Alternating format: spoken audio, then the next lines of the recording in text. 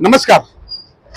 वसईतील वालीव ह्या ठिकाणी अंबिका ज्वेलर्सचे मालक ह्यांच्यावरती प्राणघातक जो हल्ला करण्यात आला, त्या हल्ल्यामध्ये त्यांच्या पोटामध्ये चाकूने वार करण्यात आले. वार केल्यानंतर आजूबाजूच्या लोकांना जेव्हा माहित पडलं तेव्हा आजूबाजूच्या लोकांनी त्यांना घेऊन हॉस्पिटलमध्ये गेले. वालीव पोलीस स्टेशनला ही खबर माहित पडली तेव्हा वालीव पोलीस स्टेशनचे सर्व अधिकारी या ठिकाणी येऊन तपास कार्य सुरुवात केली.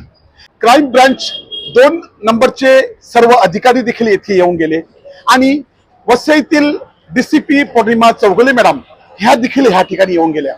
पौर्णिमा चौगुले मॅडम आता आपल्याला काय सांगत आहेत ते आपण ऐकूया.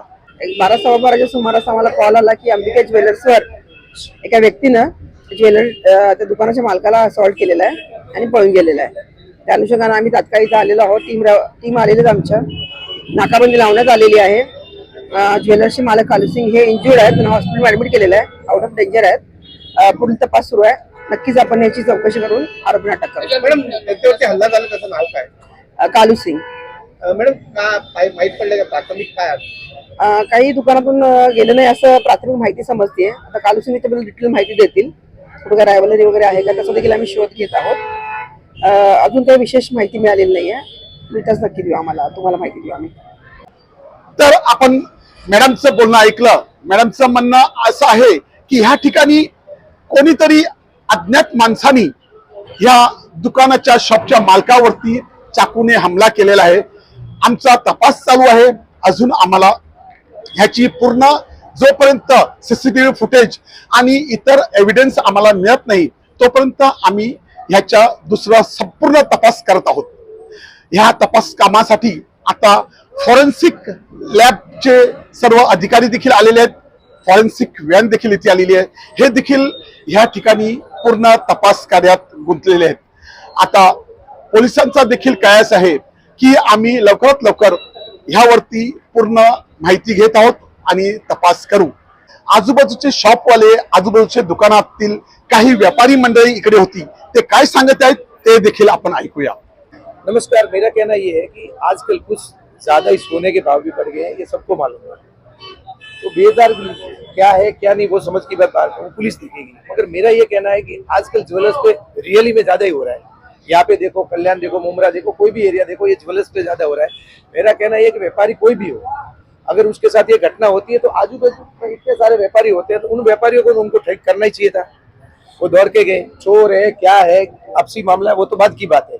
मगर हमारा भाई अगर कोई भी जख्मी होता है, यहाँ पे 200 लोग हैं, इसमें सब अपने भाई है, और इसमें से कोई व्यापारी पे हमला होता है तो व्यापारी को व्यापारी के लिए सामने आना चाहिए. दूसरी बात, मैं पुलिस प्रशासन से निवेदन ये करना चाहूंगा कि यहाँ पे वसई में भी अभी घटनाएं बढ़ रही है और हम व्यापारी लोग हैं, हम व्यापारियों का संगठन है, सब कुछ है, मगर व्यापारियों का संगठन व्यापारियों के पास में खड़ा नहीं रहता है. उनके लिए लड़ने के लिए अभी हम तैयार है.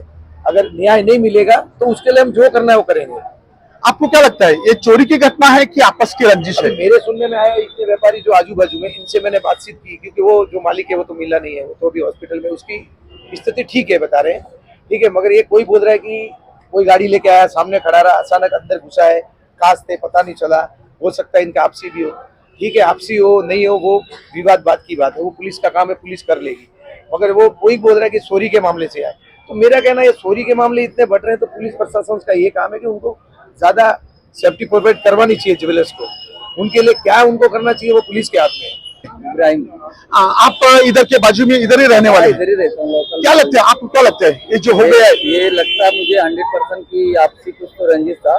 बातचीत हुआ है अंदर जाके थोड़ा टाइम तक, उसके बाद लेडीज और बच्चे बाहर ही थे. उसके बाद झगड़ा वापस में हुआ तो उसके बाद ही चाकू मारा गया और यहाँ से निकला व्हाइट सिर्फ गाड़ी थी. जाते समय आपने देखा? जाते समय उनको देखने के बाद आपको क्या लगता है, वो आदमी उनका पहचान का होगा? हाँ बराबर 100% आपस में ये पुलिस इंक्वायरी करेगी, सामने आ जाएगा. ये आज ही आ जाएगा, आज ही कल में आ जाएगा. आपको क्या लगता है इसमें कुछ चोरी का तो 100% नहीं है. चोरी का नहीं होगा? नहीं हो सकता, 100% नहीं हो सकता. आपस में दोनों जन का कुछ रहा होगा खटास तभी, नहीं तो बच्चा लेके चोरी करने नहीं आएगा. तर आपण ऐकलं, ह्या ठिकाणी जे आजूबाजूचे जे माणसं होती त्यांचं देखील म्हणणं आहे की हा जो प्रकार घडलेला आहे हा प्रकार चोरीचा वाटत नाही. हा काहीतरी ह्यांच्या आपसातला झगडा किंवा राग असेल त्यामुळेच या ठिकाणी असा प्रकार घडला असावा असं आजूबाजूच्या लोकांचं देखील म्हणणं आहे. वसई लाईव्ह न्यूज साठी दिलीप डाबरेसह अब्दुल कलाम, नमस्कार.